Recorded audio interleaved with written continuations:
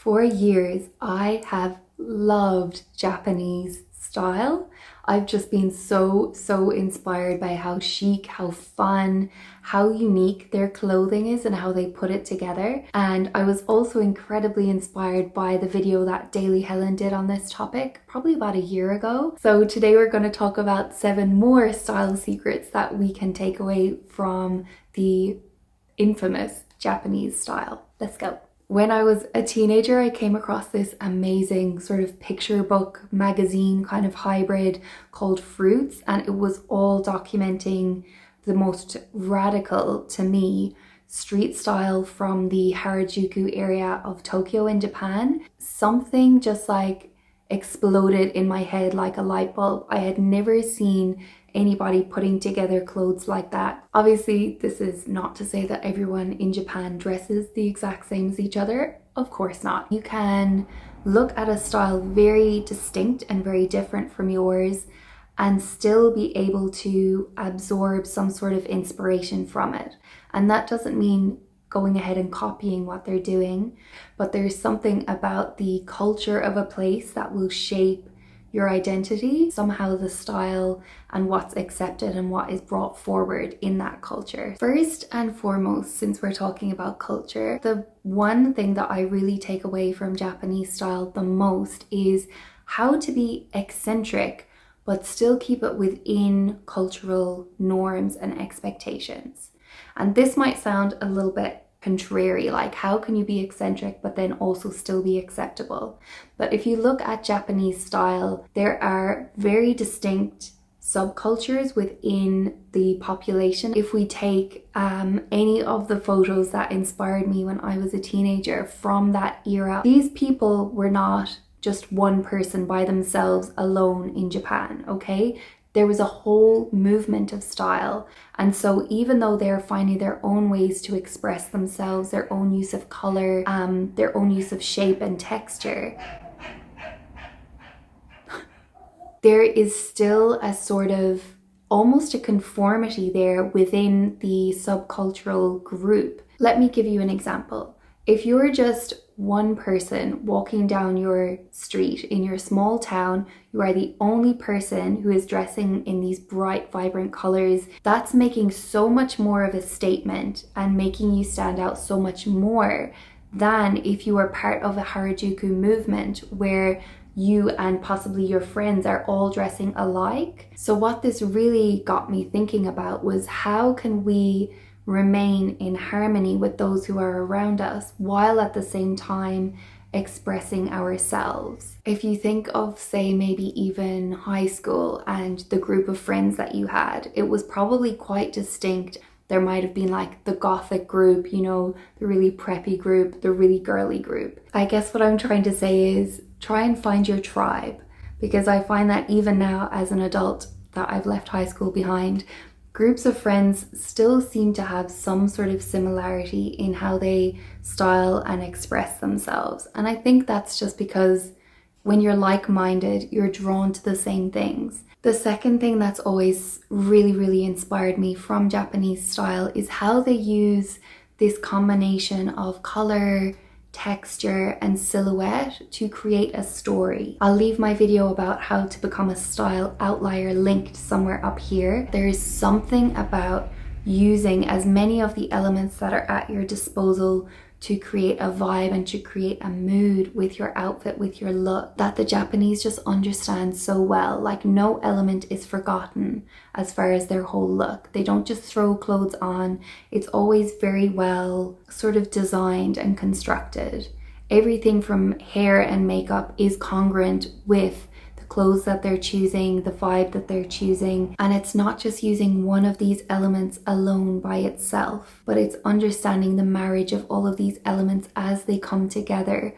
And so something that we can take away from that for ourselves is really just in paying attention to the details, how every element that we are putting on our body and using as an expression of style is contributing to the overall story of who we are and how that interacts and interfaces with the world. It can be so easy to get jaded by your own style, to get tired of the things that you wear all the time.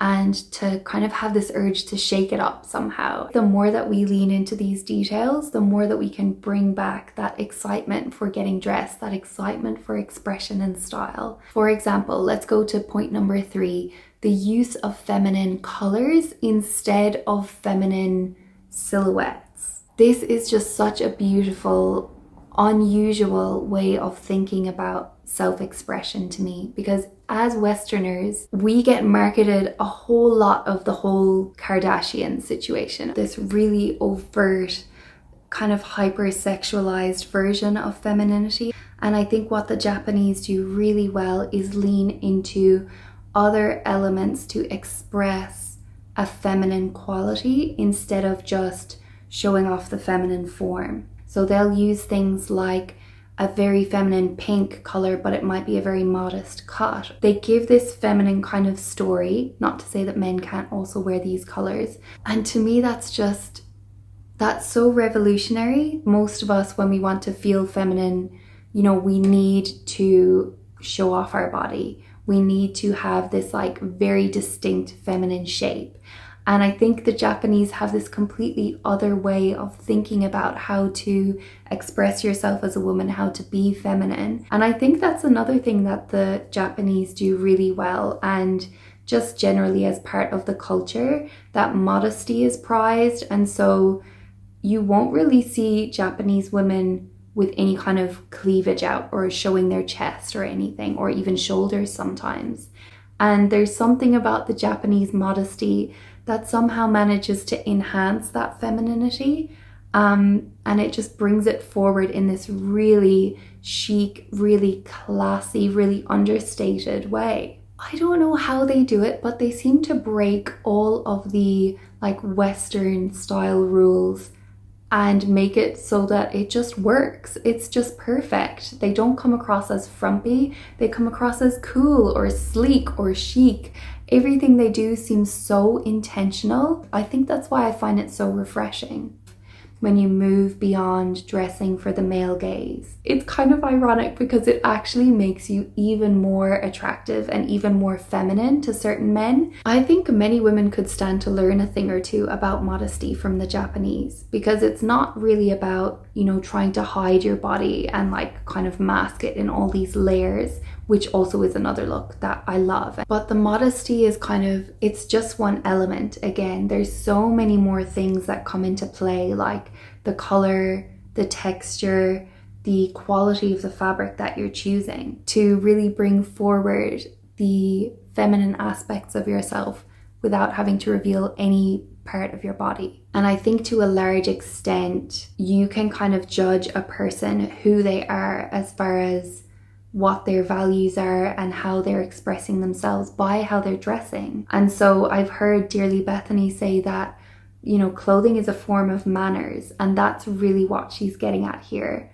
because the way that you express yourself is going to inform people around you how conservative you are, how conformist you are, how individual you are, and really even the use of color, the use of cut, and all of these different elements are explaining something about who you are to the outside world, so that they can get to know you before they've even spoken to you. Another thing that Japanese women do really well is leaning into quality, and possibly it is because a lot of their clothing that's available is a little bit higher on the price point. They think more and consider more about the clothes that they're choosing, the clothes that they're wearing, investing their money wisely into quality pieces. We have access to so much fast fashion now, and even on the secondhand market, which is completely flooded with clothing, which will tell you everything. I mean, we live in a throwaway society. So what we can learn from the Japanese is prioritizing craftsmanship, prioritizing quality. Possibly that might mean buying slightly less, having a lower quantity, but when you focus on the quality, you're really, I guess, honoring each item and what it is bringing into your life. You're really considering each item as its own thing. What is it adding to my style? Does it meet my standards before it can come into my wardrobe? All right, the next thing is really more about texture. I think There's something about the unexpected textures that you see in Japanese dressing, which can be so inspiring. And if you've never taken a look at Japanese fashion, it can be shocking. There's so much use of different and varying textures and used together in one outfit. It's like a feast for the senses. It's magnificent. Some of the time it comes from, practical considerations like, it has to be windproof or it has to be weatherproof. And then other times it's purely just whimsy and fun. And I think it's that blend of not being afraid to add in these whimsical elements, these fun elements. If you contrast that with a more pared down, say, Scandinavian style, you're not going to see as many variations in textures there. There's going to be more cohesion. And then if you go back to the Japanese style, there's so much kind of creative tension between all of the different elements. And yet it still seems to remain cohesive to the person. There are always more and less extreme versions of pairing together textures, and ones that you know for yourself are going to either be more like people will look at it and think that it's unusual or more acceptable. I mean, if you're wearing a wool coat, a linen shirt, a cotton pair of jeans, and like a leather pair of shoes, these are textures that we are used to seeing and culturally acclimated to seeing. But if you were in Japan, you might be used to seeing a Sherpa teddy bear jacket with like a pair of sheer tights and really tight knife pleated skirt, nylon bag slung over their shoulder. But using this contrast between texture or using a texture that isn't usually seen, it might be in having, a lace trim around the collar of a jacket or a coat. It might be in something being ever so slightly different or unusual as far as what you see in your everyday life. I think it's just in leaning into those little eccentricities that can bring a little bit of playfulness and fun into your style. And again, there's no rule out there that says that you have to be really eccentric or really crazy in order to be a stylish person. You can be so minimal and pared back and not take any of this on board at all. I think one of the favorite things that kind of shows up time and again in Japanese style that I just love so much is the oversized